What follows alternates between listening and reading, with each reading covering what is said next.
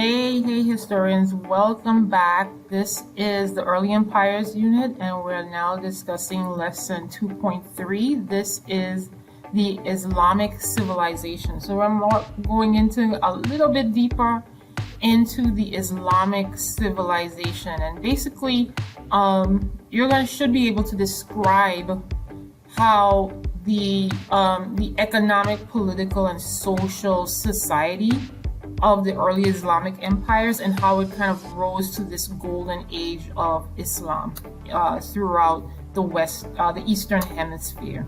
Okay, so let's go ahead and continue. So this is your standard here. You should, like I said, be able to describe those achievements, those contributions, and the key people or figures that was associated with this Islamic golden age.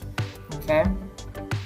These are your vocabulary. Please note them. Again, it's really important to know the vocabulary so that you be able to understand as we talk about this information. Bazaar was an important trading center. This was where all of those goods around the world, or in that known world, I should say, in the West, the Eastern Hemisphere, they were placed there for sale. Okay. Astrolabe is an instrument that was used by sailors. A minaret, which is the slender tower that's part of a mosque, and you'll see that in a little bit. And a muezzin, and that's a person, mainly a man, who calls Muslims to prayer from the minaret. Okay, all of these things, we're gonna see it, we're gonna cover it in this unit, so don't worry. But just make sure that you have this vocabulary. All right, let's get into it. All right, so for question number 1, right? The Islamic civilization. This is talking about the prosperity of the Islamic world. Because Islam, their nomadic tradition of being so skilled and understanding how to travel long distances as a nomad to search for food and water and so forth, that came as an advantage for the Islamic empires. Okay, so they were able to travel in these caravans by camel to vast areas, especially as far as Morocco and Western Africa, even as far as Mali, Ghana, and Songhai, which we're going to talk about in the next unit. And they went as far over to Persia and parts of India to the Caspian Sea. Okay, so that's a great distance for them to travel so that they can trade. So because of that trading that they were doing, they were able to be extremely prosperous. Okay, and the way they showed their prosperity is through their architecture. Okay, so their palaces for their caliphs, and you'll find out what a caliph is. It's usually the governing or ruling body of the Islamic Empire that was helping to rule over certain areas. So not only were they religious, but they also were political. Okay, and that's what a caliph essentially was. And then also the mosques were very elaborate and very decorative, as you see here. These are their places of worship, which is mosques, and they're very ornate. Okay. So for question number 2, you're using this map, okay? And the question asks, what continents were Arab trade routes located?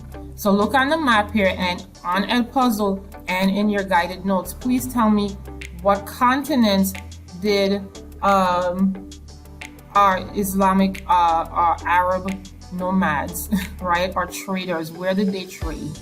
Go ahead and place that in. So if you answered Europe, Africa, and Central Asia, that is correct. If you are that specific to say Central Asia, you're on the ball. Awesome. Okay. So that's how they traded. As you see here, they went even as far as China. Okay. As far as China. Europe had no idea. Had no idea about this yet. Okay. So they were way ahead of what, they were way ahead in terms of trading and commerce and so forth, way ahead. Okay. This is question number 3. Okay. So again, because of that trade, prosperity in the Islamic empires really blossomed to the point where they had a central trading center, and that central trading center was called a bazaar. Okay, and you probably hear that word today because that word is still used today to describe a central area that you can buy goods and or even services, but mainly goods. Okay, that is garnered from all over a city, a town, or a country, or all over the world. Right? So we still use that word today, bazaar. And that's what it was for the Islamic empires or the Islamic civilizations. They were able to come to that central place and obtain their goods that was brought in from all over the known world. Okay. All right, so here we go. This is talking about Islamic society. This is number 4.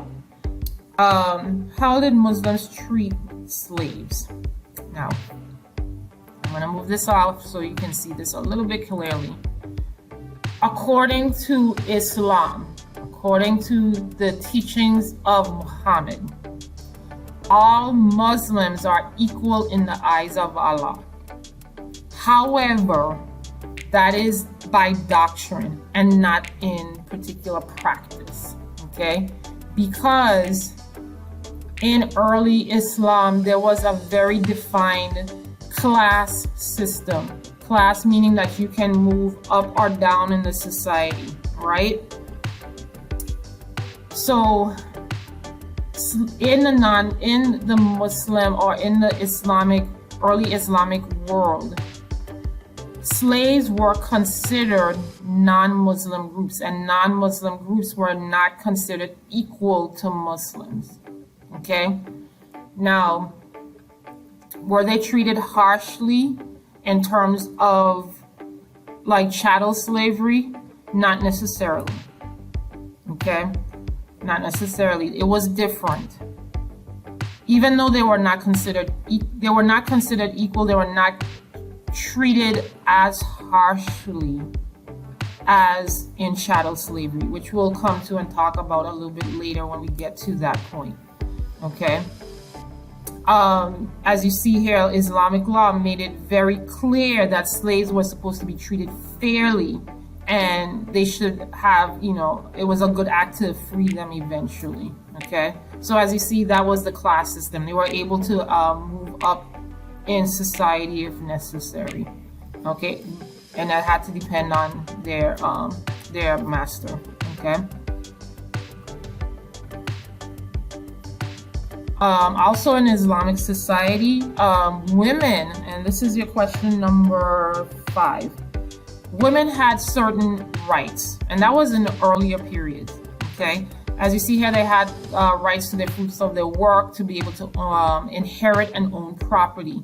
As time went on and Islam spread throughout Europe and Africa and parts of Central Asia, that changed because men were seen as dominant in Muslim society. So those older customs of women having those rights went away very slowly. And women now were under the dominance of the men in Muslim society. They were kept secluded from men having that social contact. And in some what you call sects or sections of Islam, they have to cover their parts of their bodies.